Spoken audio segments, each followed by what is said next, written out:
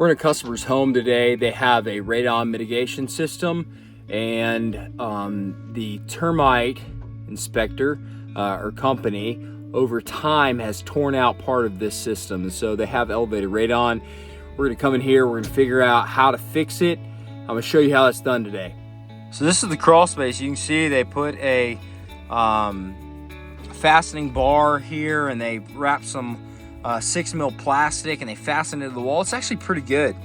Whoever did this, I mean, they kind of knew what they were doing. Unfortunately, it's been torn out by the pest company over time. So there's a lot of debris in this crawl space. We're gonna get this cleaned out real quick, and then we're gonna take and begin to wrap all these walls in plastic. I'm gonna show you how we're gonna encapsulate and depressurize this space. So again, you can see those termination bars come all the way up here. Then we've got these wood piers. This is wood stacked right on the earth. We're gonna tear all this out. We're gonna replace it with some galvanized steel piers to give some support to this floor, and also just to make sure that it's gonna last over time. The wood's not gonna rot, it's not gonna degrade, it's not gonna be a problem for termites.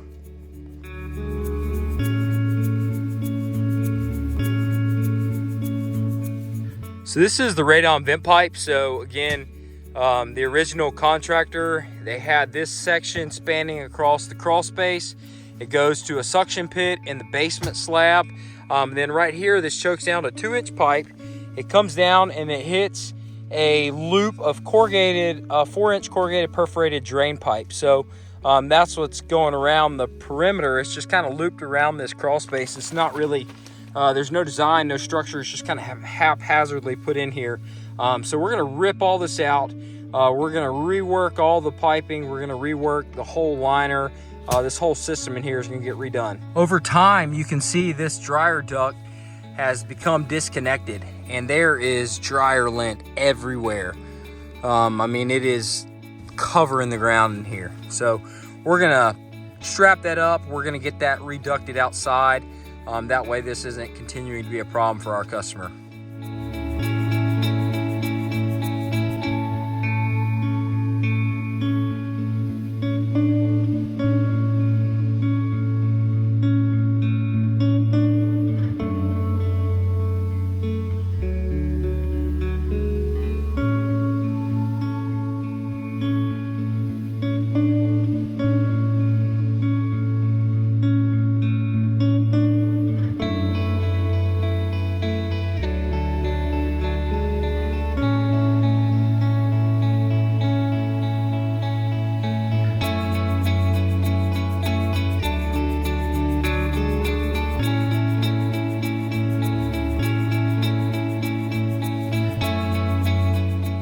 So this is what that wood pier was stacked on. So there's a piece of treated 4x6 here they cut, stuck in the earth, and you can see how it's rotted. It's just completely deteriorated.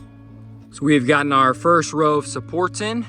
So we replaced the wood piers that were here with galvanized steel posts. And then we are gonna replace the drop sill below it, right behind it. And then we have regraded this crawl space. So again, there were all kinds of mounds and humps here. We've smoothed it out. We've regraded it so that the dimple in the liner will go in a lot better.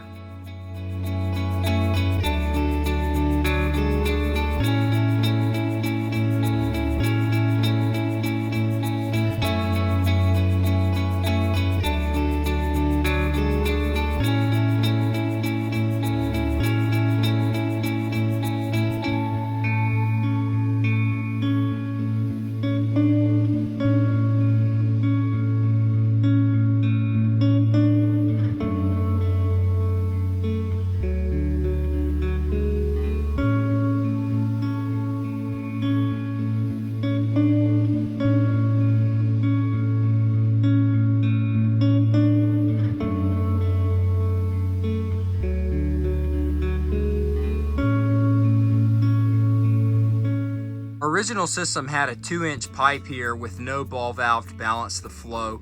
It came down and hit some corrugated pipe. We have reconfigured that with 3-inch diameter pipe.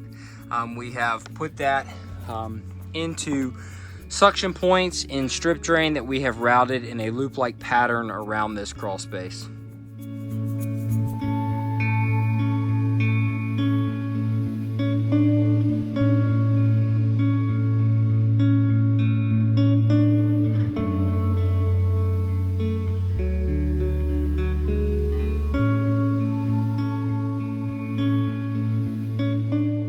This is the dryer duct. So originally the dryer went through the joist there.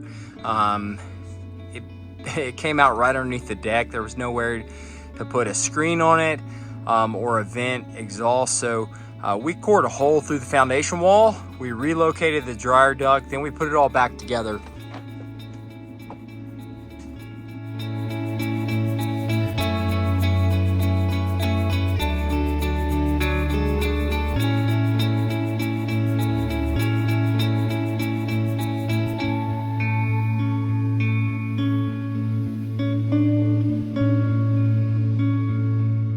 Dryer duct was originally just draped out on the ground. We hooked it back to the actual exhaust, so now we are not discharging in the crawl space, we are discharging to out of the home. Originally the crawl space had wood beam piers. There were stacked wood beams right here. We have reconfigured this. We ripped all of that out and we put in steel structural supports.